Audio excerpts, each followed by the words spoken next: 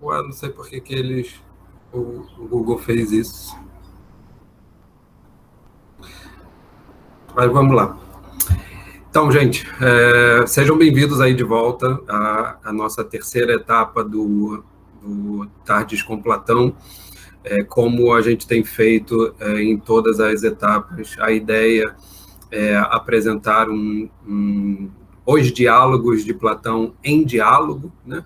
Ou seja, fazer uma consideração fundamental acerca da escrita do Platão, do modo como Platão está colocando a sua filosofia, em certa medida, em um gênero literário específico, e como é que esse gênero literário específico envolve a necessidade de um tipo de leitura específica também, que tem a ver exatamente com a moldura, por assim dizer, do pensamento que ele está apresentando, né? É costume a gente ouvir certas esquemáticas do pensamento de Platão, girando em torno apenas nos argumentos que são apresentados nos textos, né? Então, geralmente se tira que o Platão disse tal coisa no texto tal, que no outro texto tal ele defende algo parecido, que a ideia tal é tratada em tais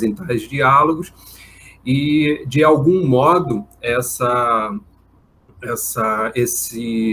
abstrato, né, essa maneira abstrata ou abstratista de tratar o diálogo, não permite que a gente perceba o diálogo enquanto obra, né? Então, a ideia desses encontros era exatamente considerar o diálogo, os diálogos que a gente for lendo, exatamente como uma obra, né? Fechada em si mesmo, embora a gente possa comentar aí. Boa tarde, Fernando.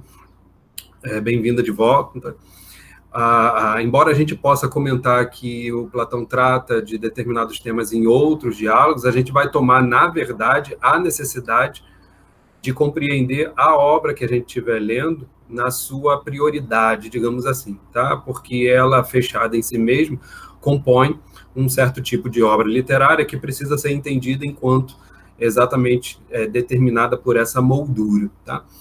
E também o intuito do projeto é tornar não só essa leitura mais adequada ao próprio gênero da obra, mas também torná-la mais acessível, né? Sobretudo para aqueles que não são necessariamente da filosofia, ou mesmo que sejam da filosofia, mas que não têm domínio do grego e não conhecem a fundo o pensamento do Platão, e mesmo para aqueles que conheçam a fundo o pensamento do Platão, que queiram relembrar determinados temas, determinados argumentos e queira dialogar conosco, né? A ideia é exatamente abrir a possibilidade desse diálogo e da leitura do diálogo para diversas áreas que tenham interesse não apenas de conhecer o pensamento do Platão, a filosofia do Platão, como também conhecer a cultura grega de um modo geral, até porque, como vai dizer o próprio Nietzsche, né, a gente estava falando dele há pouco, o Nietzsche vai dizer que o Platão é o maior dos gregos na época áurea da Grécia, né? Então,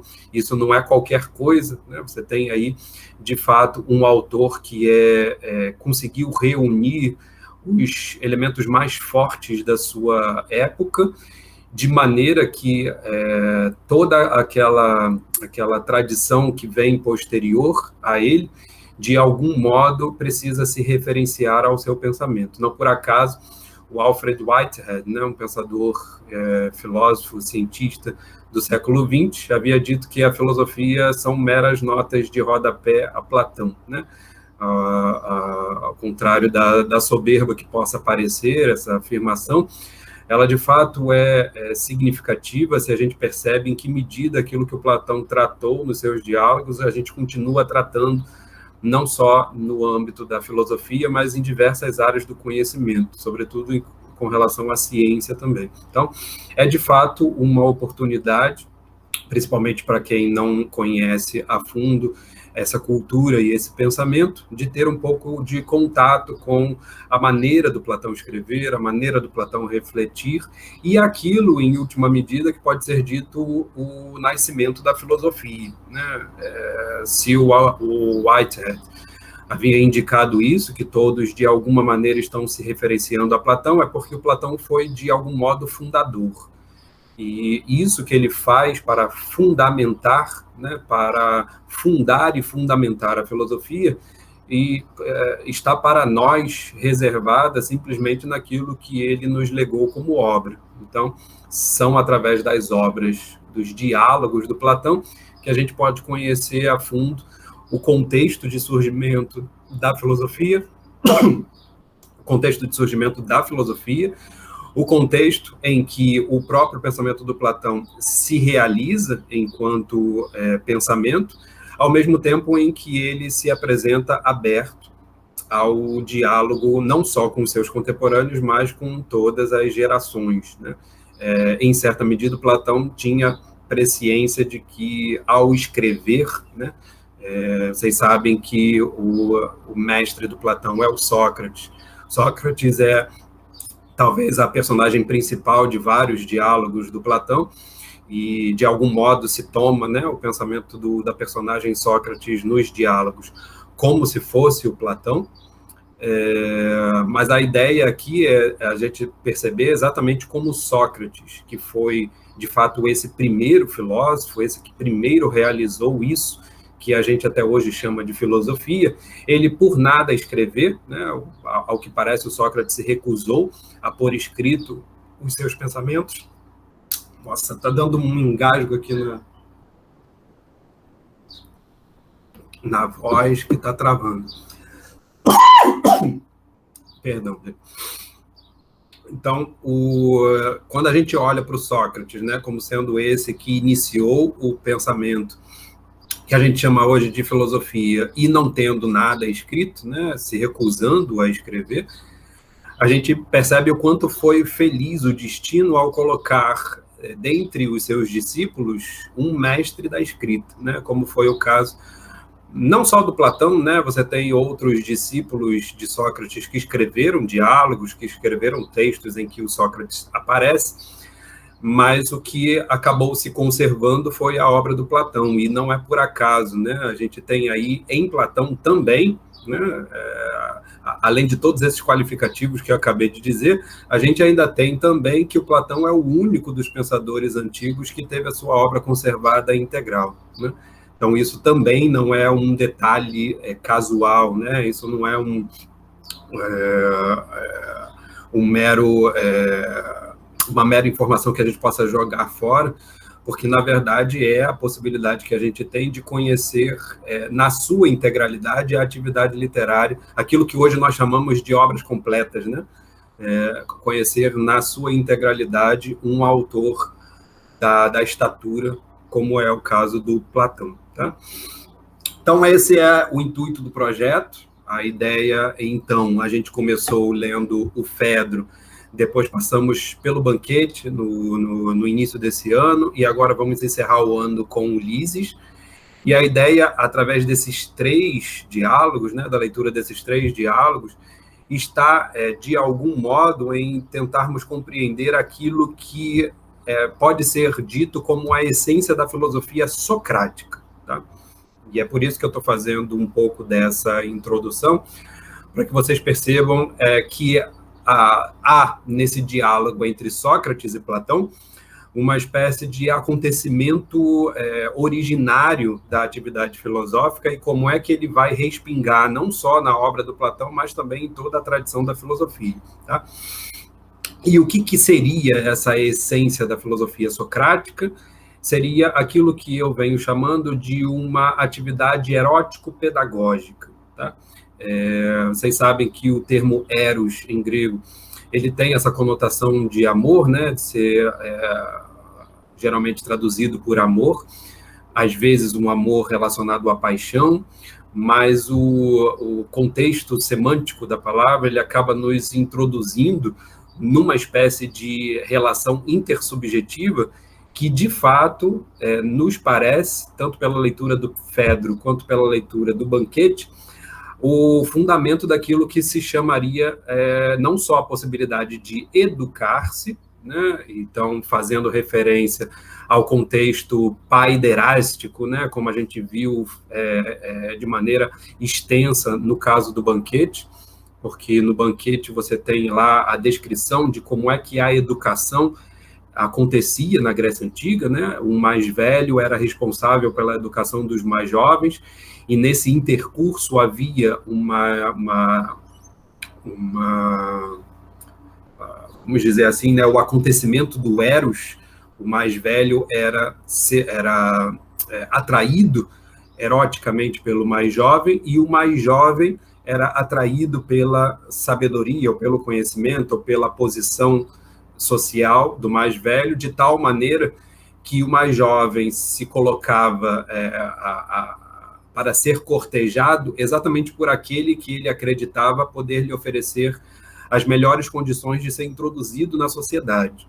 Da mesma maneira que o mais velho escolhia aquele que ele achasse mais belo aos seus olhos, de tal modo que nesta relação ele pudesse ter, em certa medida,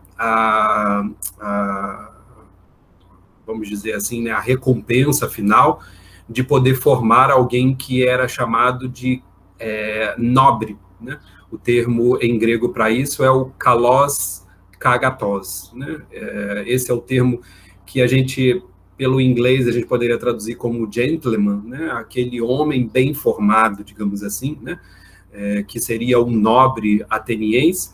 E esse nobre, sendo o kalos kagatos, né? Um termo que une aí beleza e bondade, né? O belo e o bom. Ser belo e bom era exatamente ter uma alma bem educada. Então, era, de fato, uma recompensa para o mais velho poder ser conhecido como alguém que educou bons jovens, né?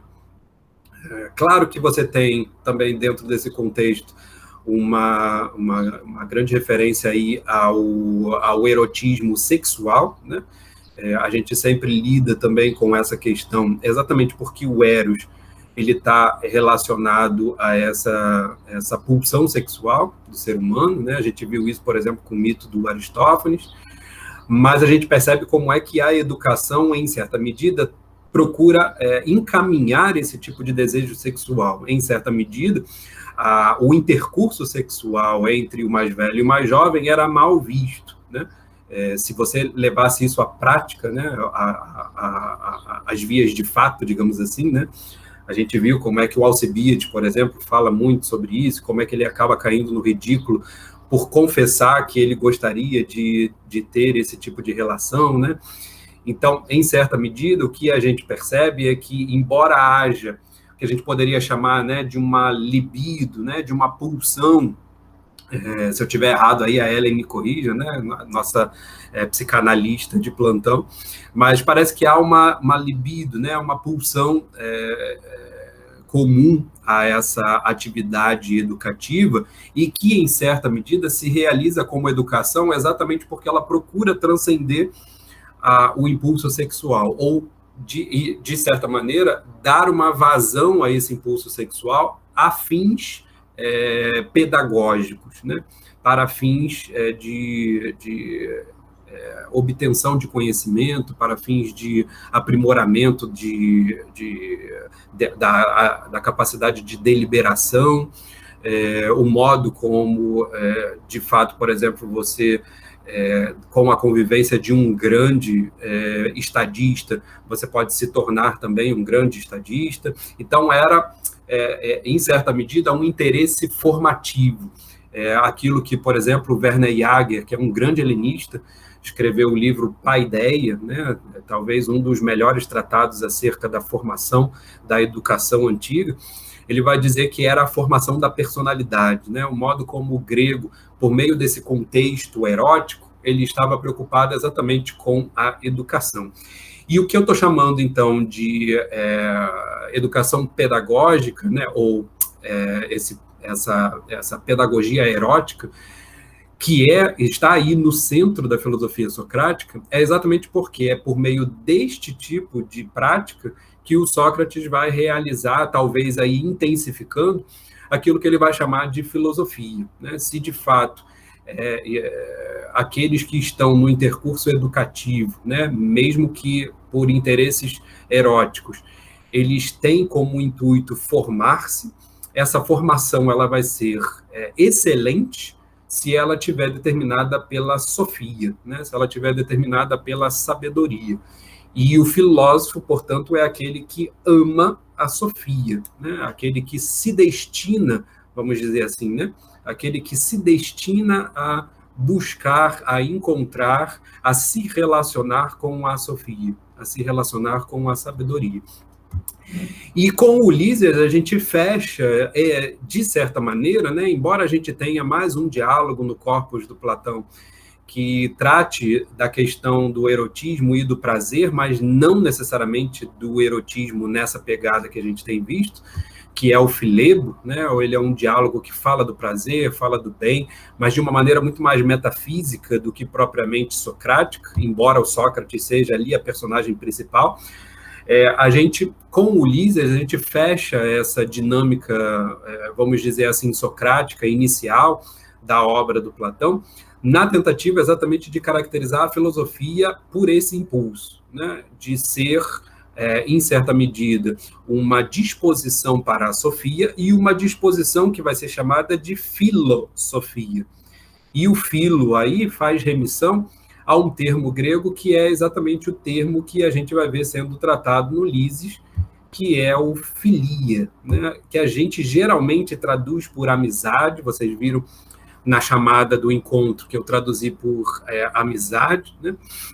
Mas que tem um campo semântico bastante interessante, porque lida aí com uma certa... isso, por exemplo, aparece no Aristóteles, né, na Ética Nicômaco, nos livros 8 e 9, que ele vai tentar trabalhar exatamente essa questão da filia, da amizade, do modo como isso impacta a questão do prazer também, e da busca pelo prazer e pelo bem.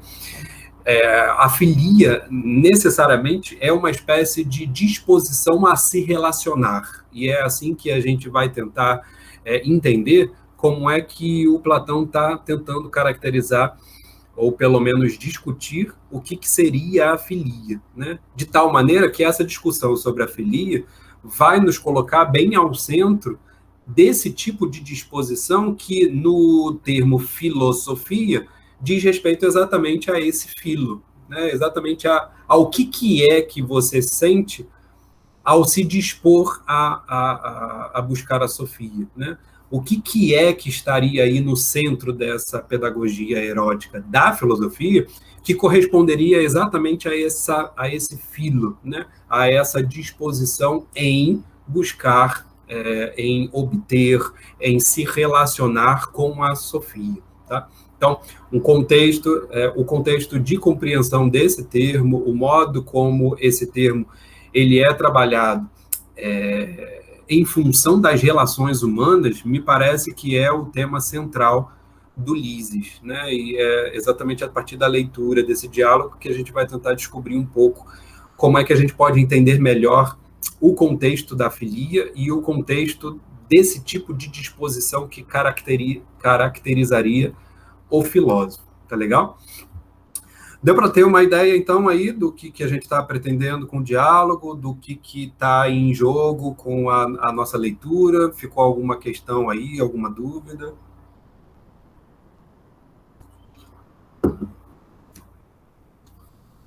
Deixa eu ver aqui o Tiago falando.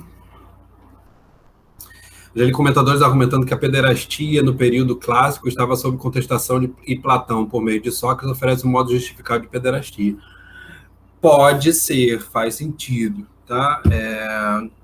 De algum modo, a pederastia sempre teve esse caráter um tanto negativo. E o que se vê no final, sobretudo no final do século XX, no final do século V a.C., que é o período aí que Atenas está em guerra com Esparta, né? Você tem uma determinada crise de paradigmas, né, de determinados... E aí o que seria uma crise de paradigmas? Exatamente uma crise de quem são esses mais velhos que vão servir de exemplo para nós. É muito interessante a gente perceber em que medida os gregos entendiam a educação como mimesis, né, como imitação. Então, para você se educar, você copia, né? Você se inspira naqueles que já têm um certo tipo de vida para que você possa realizar o seu próprio caminho. E aí, claro, esse copiar não é macaquear, é exatamente se inspirar em vista de obter elementos para construir a sua própria história, né? O seu próprio enredo. É conhecendo os enredos que a gente pode construir melhor o nosso próprio. Então, o caráter da educação grega sempre tem esse caráter. Emulação é um bom termo também, né?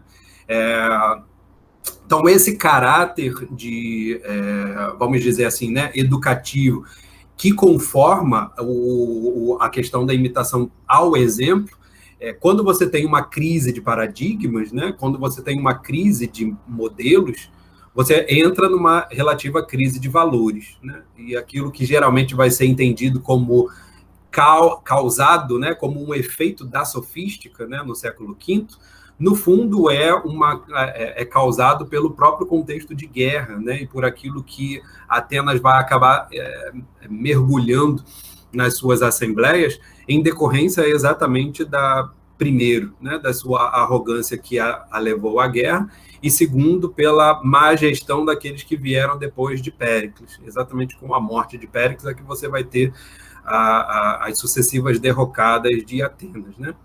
Dá para fazer aí uma crítica para saber se realmente, se Péricles tivesse vivido até o final, se de fato Atenas ganharia ou não a guerra, né? É uma coisa a se pensar, mas a ideia é que você tem uma relativa crise de valores nessa época.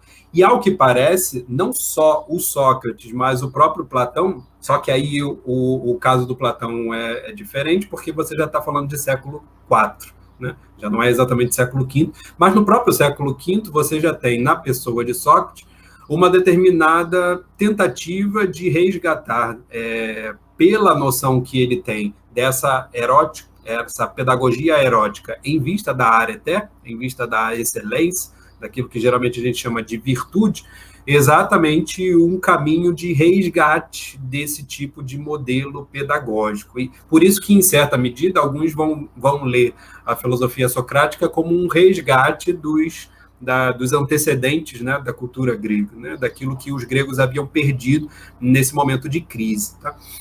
Não necessariamente como inimigo dos sofistas, né? Quem coloca o Sócrates como inimigo dos sofistas é o próprio Platão, até porque tem vários socráticos que são sofistas também. Então, não parece que o Sócrates tinha muitos problemas com os outros sofistas no intuito de ser inimigo deles, né? Me parece que ele se colocava ali muito mais como essa postura de ser um com os outros e tentar um outro caminho diferente daquele que os sofistas estavam fazendo de algum modo, né? Diferente também de algum modo, tá? Para quem quiser saber um pouco sobre essas diferenças, o diálogo sofista do Platão é uma boa indicação para isso, né? Porque Platão faz ali uma série de descrições do que seria o sofista, e, ao que parece, a última descrição é a que mais se encaixa com o Sócrates. Então, você teria ali a possibilidade, inclusive, de dizer que o Sócrates é uma espécie de sofista, embora seja um sofista nobre, né? Como o diálogo lá do sofista apresenta. Então, tem essa possibilidade, né, de você ter aí no contexto V o Sócrates se colocando, no contexto do século V, o Sócrates se colocando contra um certo relativismo desses paradigmas e, portanto, contra a decadência do processo de educação, né, que se pautava exatamente na questão da imitação do modelo. No caso do Platão, eu acho que isso é decisivo, e por isso que eu estava falando que, de fato, pode ser importante, sim, a relacionar isso com Platão, porque o século IV já é o século exatamente, é o século intermediário, vamos dizer assim, né? Porque ele vivencia a crise que começou no finalzinho do século V, exatamente com a guerra, Com o fim da guerra e a derrota, os atenienses, né, vivem um período de crise, e que esse período de crise é bastante interessante, porque é o período em que surgem escolas de educação. Então, antes você não tinha a ideia de escola, né? Você começa a ver surgindo as escolas de educação exatamente no século IV, e ele é um século intermediário, porque vai ser o século que depois vai ter aí no seu final a dominação de Atenas pelo Alexandre, né? Então, já vira a cultura macedônia, né? Você já vai ter aí o início do helenismo, e, portanto, você já vai ter um outro tipo de pegada cultural, né? Principalmente em relação ao processo educativo. Então, veja, o século do Platão prioritariamente os anos em que o Platão estava escrevendo seus diálogos, são, de fato, épocas de crise do paradigma educativo, e não só do paradigma educativo, tal como vinha do século V, mas uma crise de saber, afinal, em qual escola os atenienses precisariam aprender a ser excelentes, né? Porque você começa a ter uma disputa entre as escolas, né? Principalmente entre as duas grandes escolas, né? Existiam outras, mas as duas principais escolas da época, que são exatamente a Academia do Platão e a escola do Isócrates, né? O Isócrates é uma grande figura da época do século IV a.C. também. Eu defendi na minha tese que ele é um socrático também, né? Então, em certa medida, a gente pode colocá-lo como tendo sido influenciado pelo Sócrates, e se colocando, inclusive, como um filósofo, né? Geralmente a gente coloca o Isócrates como retórico, um sofista, mas, na verdade, ele se apresenta como filósofo, e ele apresenta os outros Socrates como sofista. Então, o que você tem no século IV? Exatamente uma guerra entre quem são os sofistas e quem são os filósofos. Em torno do quê? Exatamente do processo de educação. Então, me parece que essa crise, em relação à qual surge o paradigma de educação, tanto da filosofia quanto da sofística, corresponde exatamente a essa dificuldade que o paradigma do modelo, né, que era o paradigma da educação pederasta, de fato tinha em decorrência da perda da guerra pelos atenienses, né? Então, me parece que sim. Até em Esparta você tem uma crise posterior à guerra, né? Então, de fato, o século IV é um contexto de crise de paradigma, e me parece que, sim, daria para ler a obra, principalmente a obra do Platão, como uma tentativa de resgatar esse modelo pederástico, principalmente em vista do modelo. E aí, olha só quem é que o Platão apresenta como modelo, exatamente o Sócrates, né? Então, de fato, me parece que essa leitura é uma leitura possível, sim, né? Deu para pegar aí, Tiago? Foi? Perfeito, obrigado. Falou. Eu não sei por que a Patrícia saiu.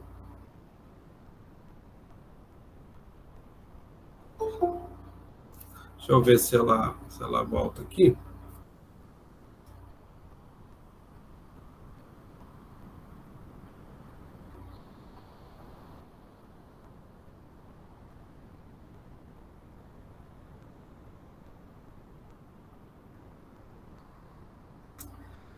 Então, se ficou claro para vocês essa mini introdução, vamos dizer assim, né, do que é a nossa pretensão, de quem é Platão, esse nosso autor, e o que nós estamos pretendendo com esses 3 diálogos, né, terminando aí com Ulisses. A gente vai ver qual é o diálogo que a gente vai ler para ano que vem. A princípio, parece que vai girar em torno aí o interesse da gente dar uma lida no Fédon, tá? O diálogo dentro do corpus platônico é aquele diálogo que é considerado a tragédia do Platão, né? Se você tem lá o banquete como o mais literário dos diálogos e muito relacionado com a comédia, no Fédon você tem lá elementos fortíssimos de tragédia, né? Então, vai ser interessante a gente fazer essa leitura do Fédon para fazer, em alguma medida, comparação com esses gêneros literários também, e, sobretudo, para a gente perceber lá qual é o tipo de legado que o Sócrates pretende deixar, porque são os momentos finais da vida do Sócrates, então vai ser interessante da gente ver como é que o Platão está caracterizando isso, tá? Sobretudo a partir dessa perspectiva que a gente está adotando, de entender a filosofia socrática como uma pedagogia erótica, certo? César, repete, eu perdi a etimologia da palavra pederasta. É paiderástico. Isso, paiderastia. A etimologia qual é mesmo da tradução? Lembrem lá que a gente tinha falado que paiderastia vem de pais, né? Pais em grego é jovem. Na verdade, é um termo central para o banquete, que foi o diálogo que a gente leu antes. E o pais tem exatamente a conotação de ser o jovem, que é o objeto do amor erótico, né? Do mais velho. O pais também é o servo, também é o termo relativo àquele que servia na casa de um grande senhor, né? E também pais tem exatamente a ver com esse que vai ser o educando, né? Aquele que vai ser o objeto da educação. Então, é de fato um termo polissêmico e em relação ao qual gira em torno exatamente esse tipo de educação pedagógica, né? Ou esse erotismo pedagógico, tá? Então, é um termo central e vem daí exatamente a noção de pederastia, né? Pederastia é exatamente essa relação com o mais jovem, ou com pais, e aí você pode colocar esse pais aí em toda essa carga semântica desse termo, né? Tranquilo? Derastia é o quê? Vem de Eros. Então, é exatamente esse amor pelo mais jovem, né? É o PDA, o pais, né? E o Erastés, né? Que é aquele que é o amante. Então, pederastia é o amante do mais jovem, se a gente pudesse dizer literalmente, né? Mas sem esquecer de toda essa carga semântica que está por detrás desses dois termos, né? E depois você pretende continuar a Fedra e você pretende ler a República depois? Sim, mas esse é um projeto aí bem à frente, né? Certo. Não só porque ele é muito longo, e talvez a gente tenha que fazer um outro esquema, de talvez ir dividindo, e aí vocês lerem antes e depois a gente só discutir, né? Porque ele é bastante extenso e ia demorar bastante.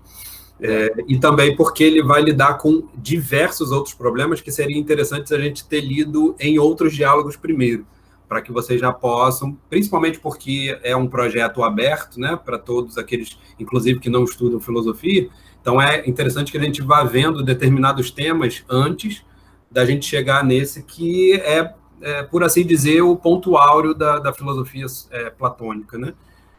De fato, é onde se centram todas as temáticas, as grandes temáticas que giram em torno da filosofia do Platão. Então, é um projeto para o futuro. Vamos dizer assim, né? A nossa pretensão é chegar à República, né? Então, antes de chegar na República, a gente vai comendo pelas beiradas primeiro, né? Essa é a ideia. Foi? Tranquilo? Podemos começar, então? Então, para quem ainda não sabe como funciona, a gente vai lendo. A ideia desses encontros é a gente meditar no texto, então a gente vai lendo bem devagar e, na medida do possível, eu vou fazendo a relação com o texto grego para vocês verem exatamente qual seria a nuance, né, que está implicada ali na fala das personagens, ao mesmo tempo que a gente tenta alocar essas falas dentro do contexto em que elas estão aparecendo, tá? Então, para isso, a gente vai lendo bem devagar e vai meditando juntos sobre esse tecido que o Platão constrói nos seus diálogos, tá? Esse diálogo, ele também começa com uma cena muito cinematográfica, né? Vai ser legal que a gente veja ao ler, né, a gente consiga visualizar essa cena, exatamente porque ela, na sua cinematografia, né, ela nos permite exatamente perceber como é que vai ser apresentado depois os argumentos, tá? Então, esses argumentos, eles sempre vão estar enlaçados com esse tipo de moldura inicial que o Platão nos apresenta logo ao início, tá? Então, o texto do Platão está lá na página, se vocês já tiverem baixado aí, a gente vai ler na tradução do Carlos Alberto Nunes, que é, ao que parece, a única acessível, acho, para a gente aí, em termos de Brasil, embora existam outros, né? Eu acho que para vender é a única que está aí acessível. E, de fato, é a mais interessante, assim, em termos de português também, né? O Carlos Alberto Nunes é um grande... ele domina a língua portuguesa de uma tal maneira, né? Não por acaso traduziu também Homero, traduziu Shakespeare. Então, é um tradutor aí de mão cheia, domina o português como poucos hoje em dia. Então, também é uma experiência interessante de literatura brasileira também, tá? Então, começa o texto do Platão assim: dirigia-me diretamente da academia para o liceu, pelo caminho de fora que passa rente com o muro da cidade. Quem é que está falando aí? Isso é o primeiro ponto que você já percebe, não tem a indicação de personagem, né? A indicação vai ser dada mais à frente, e vocês já veem que esse é um tipo de diálogo que o próprio Platão aloca como um diálogo narrativo, tá? Existem dois tipos de gêneros dialógicos, por assim dizer, né? Aquele que é o gênero dramático, aquele que já começa com as personagens falando entre si, e aquele que alguém conta o que alguma coisa aconteceu, né? Então a gente está aí diante de um gênero, um diálogo que seria do gênero narrativo. E essa persona do Sócrates, né, narrando o acontecido, é sempre importante, né, porque, por exemplo, aquilo que acontece na República, o Sócrates, né? Ontem eu desci ao Pireu, papapá, ele está narrando todo aquele acontecido, e isso dá, em certa medida, uma espécie de determinação para aquilo que a gente vai ler em seguida, no sentido de a gente entender que o exercício de narração, além de ser aí o exercício que vai dar vazão a todos os argumentos posteriores, era o exercício praticado pelo Sócrates e pelos socráticos, tá? Então, havia o costume entre os socráticos, né? Isso, por exemplo, você pode encontrar no Xenofonte, você pode encontrar em algumas cartas socráticas, né, que foram elaboradas alguns séculos depois, mas que tentam retratar um pouco do contexto da época dos socráticos. Você vê como é que havia uma espécie de costume no interior do círculo socrático de ficar narrando e recapitulando algumas conversas memoráveis que o Sócrates teve, né?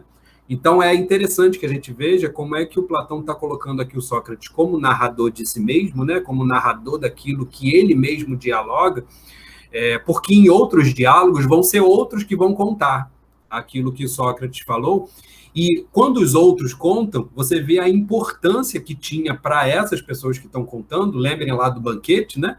Aristodemo está contando aquilo ali para um amigo dele.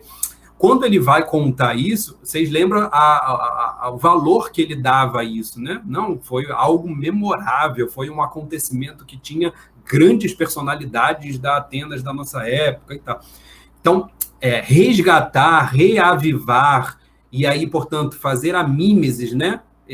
Como a Fernanda havia indicado aí, fazer a emulação do modo de discursar do Sócrates, é, de fato, uma das atribuições da escrita do Platão, tá? Então, a gente só vai entender, em certa medida, a filosofia platônica como obra se a gente entender que o Platão está emulando Sócrates nesse tipo de gênero, tanto no narrativo quanto no dramático, mas, sobretudo, no narrativo, quando ele nos apresenta exatamente a importância do que vai ser descrito posteriormente. Tá legal?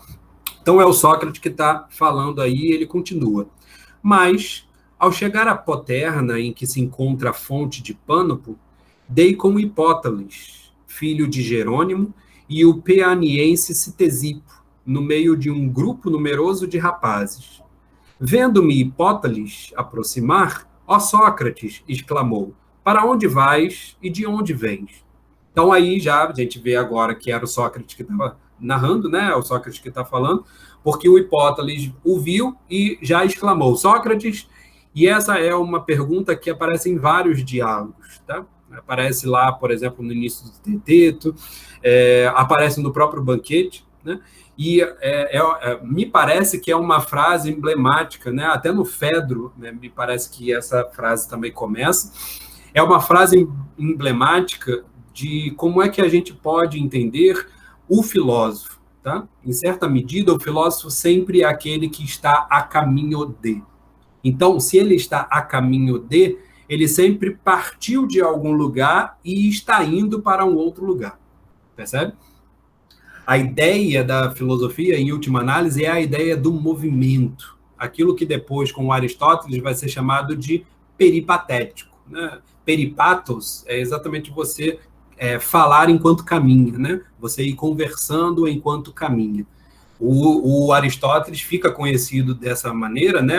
Com os seus discípulos, vão ser chamados de peripatéticos, porque ele fazia as suas lições caminhando no liceu, né? Caminhando no lugar em que ele tinha a sua escola. E, em certa medida, o Nietzsche tem razão quando ele diz que ele não consegue pensar se não estiver caminhando, né? Porque, em alguma medida, ele está resgatando essa tradição peripatética que já estava presente no próprio Sócrates, quando Platão está aí descrevendo essas cenas com essa noção de onde vem, para onde você vai. Tá? Essa ideia sempre de um trânsito, né? Sempre de um movimento, sempre de um percurso em direção a, me parece que caracteriza muito bem a disposição do filósofo. Então, ele estava indo para a academia e ele está vindo do liceu, né? Ou melhor, ele está saindo do liceu e está indo para a academia. Vamos ver aqui. Para onde vais e de onde vens, né? Então, ele está indo para a academia e está vindo do liceu. É interessante isso, né? Porque antes de as escolas serem definidas exatamente com esses termos, né? O lugar de academos, né? Que vai ser estabelecida ali a academia, e depois o liceu, que o Aristóteles vai utilizar como a sua escola. Para a gente, né, é bastante interessante a gente ver como é que isso tem uma certa ressonância, né? Se o Sócrates está, né, vamos falar aí maldosamente, se o Sócrates está indo para a academia, né? Não, da academia para o liceu, tá? Então, recapitulando. Para onde vais e de onde vens, ele diz, da academia eu estou indo e para o liceu eu estou... da academia eu estou vindo e para o liceu eu estou indo. Então, maliciosamente, a gente pode pensar um Sócrates saindo do âmbito da filosofia platônica para ir para o âmbito da filosofia aristotélica, né? É claro que isso é algo que só nós podemos pensar, porque, afinal, ainda não existia, a escola do Aristóteles ainda não existia, né? Mas é só para a gente ter aí uma ideia interessante como é que a gente pode pensar também esse movimento, né, da própria tradição, a própria tradição aí seguindo do Sócrates para o Platão e depois para o Aristóteles em termos de aprendizado filosófico, em termos até de emulação também. Meu César? Diga. Qual a diferença da academia para o liceu? São dois locais de conhecimento. São dois locais. Geograficamente, eles... teriam, né, um espaço aberto e um espaço fechado, né? A academia, me parece que depois vai ser mais estrutural, vamos dizer assim, né? Por causa do investimento do próprio Platão que ele vai fazer, em termos até de estender, historicamente, a academia sobrevive muito mais do que o próprio liceu. Mas, basicamente, né, o espaço em si, ele são só os nomes que são diferentes, mas o espaço em si são espaços dentro de residências, não, propriedades particulares, né, e que esses professores acabam adotando como lugares de ensino, tá? Então, são ambientes, você pode pensar aí numa praça, ou então numa espécie de um terreno baldio atrás de uma grande propriedade, ou próximo a uma grande propriedade. São espaços, né, abertos, que você tinha ali acontecendo, tanto é que o Sócrates está indo para esses lugares, né, porque aconteciam encontros nesses lugares, e conforme algum professor começa a ensinar muito naquele lugar, então aquele lugar começa a ficar conhecido como o local em que o determinado professor vai se apresentar, percebe? E é aí que começa é claro que o Platão adota a própria academia como sua, né, depois, mas é de fato um espaço que era utilizado para as conversas como o próprio espaço em que vai acontecer esse diálogo também, tá, que a gente vai ver. Então, fisicamente, né, geograficamente, ele é basicamente um espaço para conversa, tá? E aí um espaço aberto, não é necessariamente uma estrutura, tá? Ele é um espaço aberto. O local que vai acontecer, o diálogo também é um local desses, né? A gente vai ver aqui que ele era chamado de ginásio, mas esse é um termo que vai ser usado para traduzir palestra, né? De onde vem o nosso termo palestra, né? Então, a palestra grega era um lugar em que os jovens se reuniam para se exercitar. Então, eles se exercitavam tanto fisicamente, como vai dizer o próprio diálogo aqui depois, eles se exercitavam conversando também. Tá? Então, na verdade, a gente não tem muito essa noção, né? Eu acho que talvez a única noção próxima a isso, mas muito grosseiramente próxima, seria a mesa de bar. Para você ter uma ideia do que poderia ser um ginásio ou um liceu ou uma academia como sendo um espaço, né? Um espaço em que pessoas chega lá, começa a conversar e aí fica durante muito tempo, às vezes fica até o dia seguinte, né? Mas a ideia do espaço público é exatamente essa, né? De você ter ali vamos dizer assim, um espaço de convivência, tá? E existiam vários na Grécia dessa época, tá? O que é interessante é exatamente como é que os lugares começam a ser conhecidos exatamente por essas convivências intelectuais que vão surgindo nos ambientes. E é uma coisa que a gente não tem muito isso, né? A gente dificilmente hoje em dia você vai parar na academia, né? Tal como o pessoal fitness a entende, vai parar numa academia para poder conversar transcendência filosófica, por exemplo. Né? Dificilmente você vai ter essa ideia, assim ninguém faltaria às aulas. Né? Pois é, né? Seria uma ideia bem interessante, né? Unir as duas academias, né? A academia universidade e a academia de exercícios, porque talvez a única ideia próxima que poderia nos dar aquilo que eram esses espaços seria a possibilidade de unir essas duas coisas, né? Um ginásio, um lugar em que você tivesse ao mesmo tempo a prática de exercícios físicos e a prática de conversas intelectuais. As duas coisas não estavam em nenhum momento desconectadas para os gregos, né? Ao contrário da gente, que separa exatas e humanas, para os gregos não existia nada disso, né? Então, de fato uma situação estranha da gente conseguir compreender como é que se processavam esses espaços, né? Mas é importantíssimo da gente entender isso imaginariamente, né? Para a gente poder entender o contexto dos diálogos de Platão, inclusive esse daqui também. Mas, por exemplo, para a gente, academia ligada à universidade, liceu... Aos dois. Literatura. Não, tudo bem. Academia você tem os dois hoje em dia, né? Você tem a academia, a universidade, e você tem a academia das esquinas, né? Os dois acabaram adotando o mesmo termo porque, de certa maneira, o espaço que recebia esse nome tinha exatamente essa dupla função, de ser as duas coisas. O que eu estou brincando é exatamente que, com os gregos, as duas coisas estavam unidas, né? Com a gente acabou separando. E aí você traz o liceu também, que o liceu dá uma ideia mais de ensino médio, vamos dizer assim, né? Um ensino técnico, talvez até ligado aí ao ensino de aprendizado de profissões também, né? Vai ser muito comum um liceu em que você aprende determinadas profissões e tal. Mas isso são nomenclaturas posteriores, tá? Principalmente na época da Idade Média, em que você vai ter lá uma educação que já vai ser voltada, que já vai ser determinada por aquilo que se chamou de artes liberais, tá? Então você tem lá o chamado trivium, quadrivium, e você tem a formação de guildas, né, de artesãos, guildas de médicos, de juristas e tal, e você tem, por outro lado, a própria universidade, que era o desenvolvimento da teologia, da filosofia, enfim.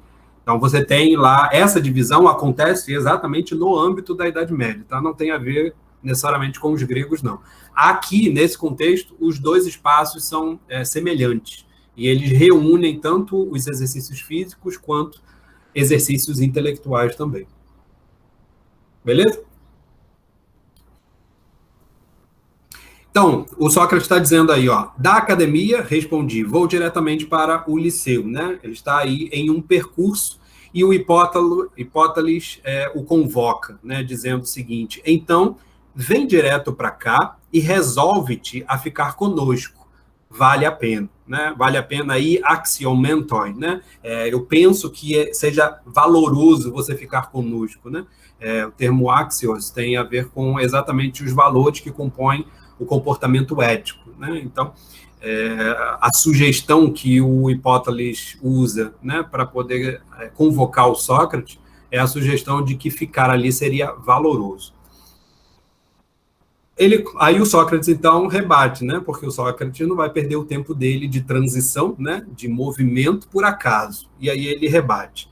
A quem se refere esse conosco? Perguntei-lhe. E onde é que devo ficar? Aqui, disse-me, e mostrou um recinto defronte do muro, cuja porta se encontrava aberta. É aqui que nos exercitamos. Então, veja que esse espaço, né, era murado, você tinha lá um vão aberto, e a possibilidade de entrar ali, que era exatamente o lugar em que o Hipótales estava apontando. É aqui que nos exercitamos, né? Rediatribé. Diatribé é o termo em grego que diz respeito àquilo que você faz fisicamente e que traz, em certa medida, um desgaste, né? De algum modo, você faz aquilo pelo bem que aquilo ali te causa, e não necessariamente porque você sente prazer com aquilo, tá? Então, é uma ideia aí que está próxima, em alguma medida, né, do que hoje em dia a gente poderia dizer que são os exercícios físicos, né? Claro que tem gente que tem um baita prazer de se exercitar, né? Mas não é pelo menos o meu caso. Então, é aqui que nos exercitamos e conosco muitos outros jovens de bonito físico. Então, olha como é que o Hipótales está tentando seduzir o Sócrates para que o Sócrates pare a transição dele, né? O Sócrates está em percurso e o Hipótales está tentando convencê-lo a ficar, né? Como é que ele convence? Dizendo que eles têm um espaço que estão se exercitando. Primeiro ele diz que aquilo ali é valoroso, né? Que seria valoroso, seria uma bela oportunidade, e essa oportunidade é dada exatamente porque ali eles estão se exercitando e há muitos jovens de bonito físico, tá legal? Então, supostamente, o Sócrates é facilmente atraído por bonitos jovens, jovens de bonito físico, tá? Que lugar é esse? Perguntei. E a que espécie de exercício vos entregais? Olha que coisa, né? Já é a terceira vez que o Sócrates pergunta as coisas. Ele, de fato, o que a gente percebe aqui? Que, de fato, ele não está convencido de que ele precisa parar a caminhada dele. Isso acontece também no diálogo do Fedro, né? Logo no iniciozinho, o Sócrates de algum modo, ou está de algum modo, em processo, né, em mudança, né, em caminhada, e o modo como o Fedro vai apresentando para ele o interesse que eles possam utilizar para poder conversar, acaba correspondendo ao interesse de alimentar o próprio percurso. Então, o Fedro se dispõe a caminhar com o próprio Sócrates a fim de poder mostrar para ele aquilo que ele está interessado em mostrar. Aí depois eles param fora da cidade e começa o diálogo. Mas veja como é que o Sócrates está resistente aqui, né, de realmente parar. Ao que parece, ele precisa ou ele pretende saber exatamente o que está em jogo aqui, que o faça, vamos dizer assim, hoje em dia, né, perder tempo ali parado para aquela situação. Então, que lugar é esse? Perguntei. E a que espécie de exercício vos entregais? E aí é que ele descreve aquilo que eu havia dito, né? É um ginásio, palestra, né? Então, esse lugar, né, que a gente traduz geralmente por ginásio, porque ginásio traz essa ideia para a gente. Veja que ginásio tem essa ideia de um certo período de educação, né? Ou pelo menos teve, né? Na época lá tinha o colegial, o ginásio, né? E tal. Tinha essa ideia de um momento educativo, ao mesmo tempo que ginásio é o nome do lugar que geralmente se faz algum esporte. Então, veja que a gente tenta, na medida do possível, conservar as noções que estão em jogo com essas palavras. Mas é muito significativo que essa palavra em específico, né, ginásio, ela tenha um caráter bem diferente daquilo que o termo em grego está trazendo, inclusive para nós, porque o ideal seria que se traduzisse aqui por uma palestra. Percebe? Mas veja, palestra geralmente não é uma coisa que nós relacionamos a um ambiente físico. E é exatamente essa estranheza que causaria se, por exemplo, o Carlos Alberto Nunes traduzisse aqui por palestra. Mas o grego está dizendo isso, né? É uma palestra. Isso quer dizer que palestra era um nome de um lugar, e não necessariamente aquilo que se fazia no lugar, como, por exemplo, hoje a gente pode entender, tá? Então, é uma palestra, respondeu, recentemente construído. De regra, passamos o tempo a conversar. Essa tradução aí não está exatamente adequada, porque ele diz assim, nesse passo, né? De regra, rediatribeta pola em logos. Então, nós estamos nos exercitando em logos. É exatamente essa a resposta que o Hipótales dá, e polar, né? Em muitos logos, né? Nós conversamos muito, nós nos exercitamos em muitos logos, tá? Ou conversamos de maneira profusa, né? Em certa medida, o que ele está querendo responder é exatamente a pergunta que o Sócrates tinha dado acerca do exercício. Que lugar é esse? Ele responde, a palestra, e o que vocês se exercitam exatamente? Nós nos exercitamos em logos. Tá? Então, isso é bastante significativo. Tá? Em certa medida, essa palestra, como sendo um lugar de exercício de logos, ele vai ser bastante propício para o desenvolvimento do próprio diálogo que o Sócrates vai fazer com esses jovens. Né? E não só com os jovens, mas também com os mais velhos que estão ali envolvidos, mas principalmente com os mais jovens, e aí, no caso, o próprio Lises. Tá? E é o que o Sócrates responde: boa prática, retruquei. E quem é o professor? Então, se é um ambiente de educação, veja, se é um ambiente de educação, ao que parece, deveria haver um professor. Um dos teus conhecidos, foi a resposta, e teu grande admirador, Micos. A gente tem muito pouca informação sobre quem foi, de fato, esse tal de Micos, tá? Mas, ao que parece aqui, o Hipótales está dizendo que ele não só é um conhecido, na verdade não é conhecido exatamente o que está em grego aí, o grego diz etairos. Etairos era o termo para companheiro. Então, o que o Hipótales diz é que quem é o professor dessa palestra aqui é o teu companheiro e o teu admirador, né?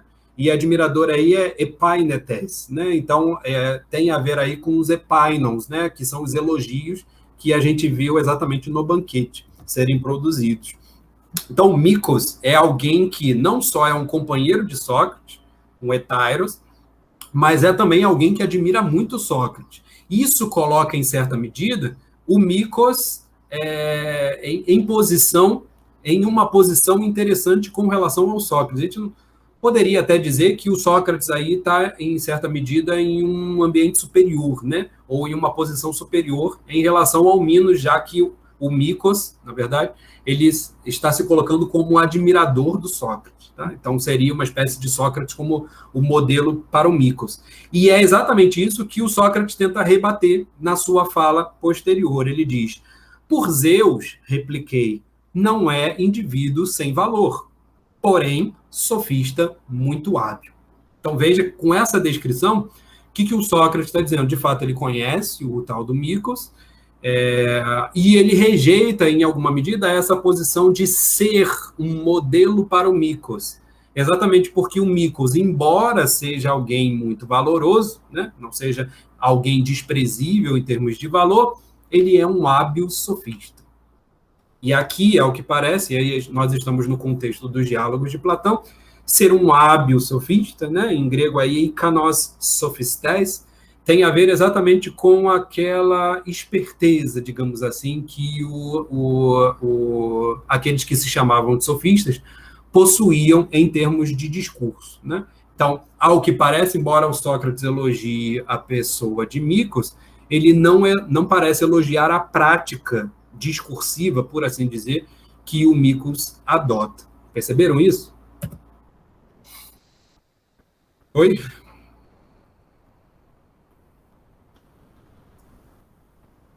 Ele então continua aí, ó. Vamos só fechar esse rebate que o Sócrates vai dar, só para vocês perceberem como é que o Sócrates está se posicionando com relação a esse convite do Hipóteles. Resolveste a acompanhar-me,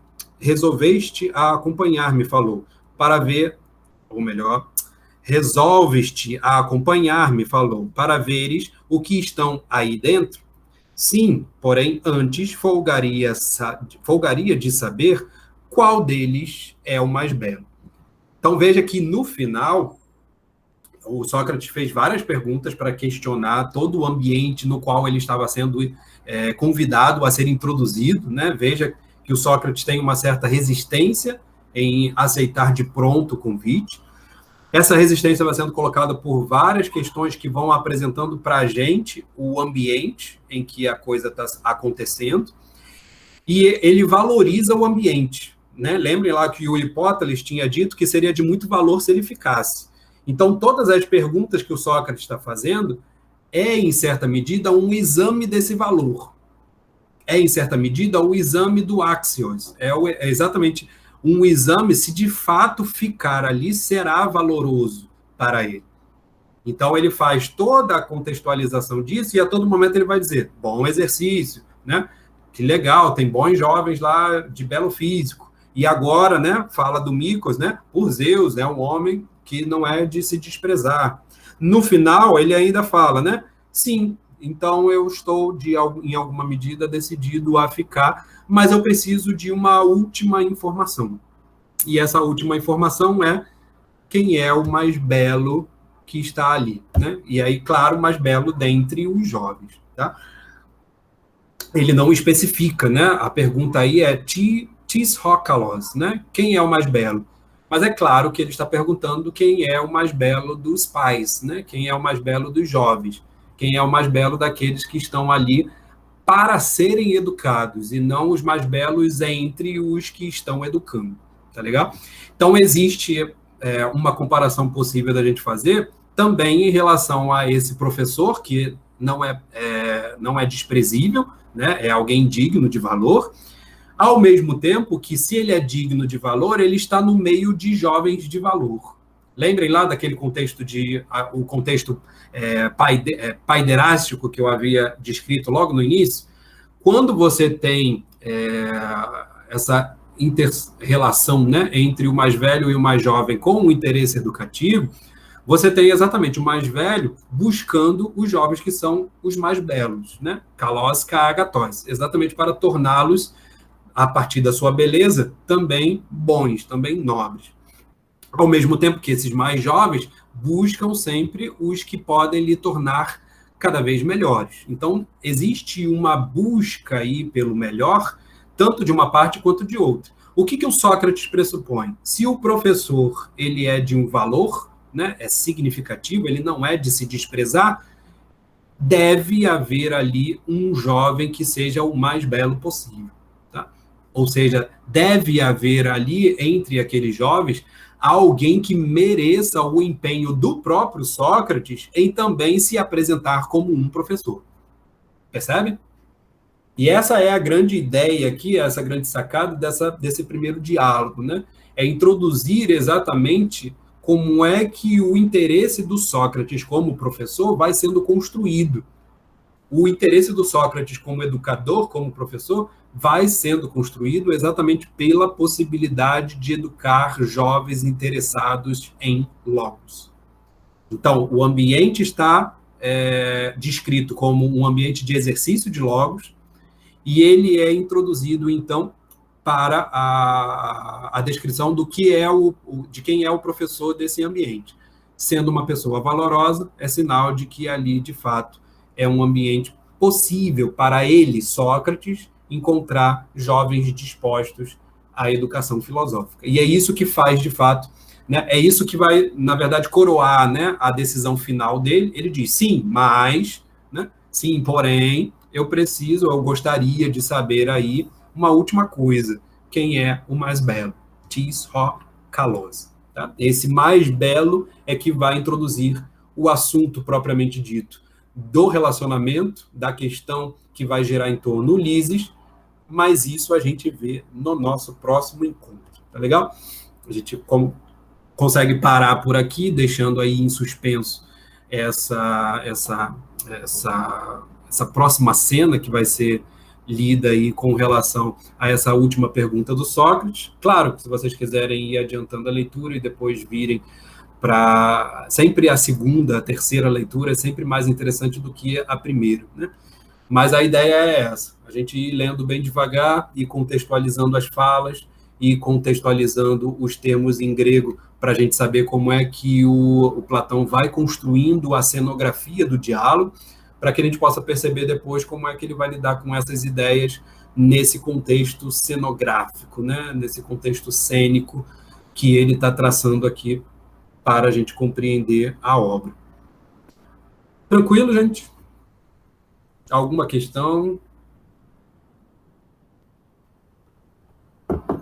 Ficamos por aqui? Deu para acompanhar aí a leitura? Muito bom, César. Muito obrigado, hein? Beleza. Então, nos encontramos Obrigada, na terça César. que vem.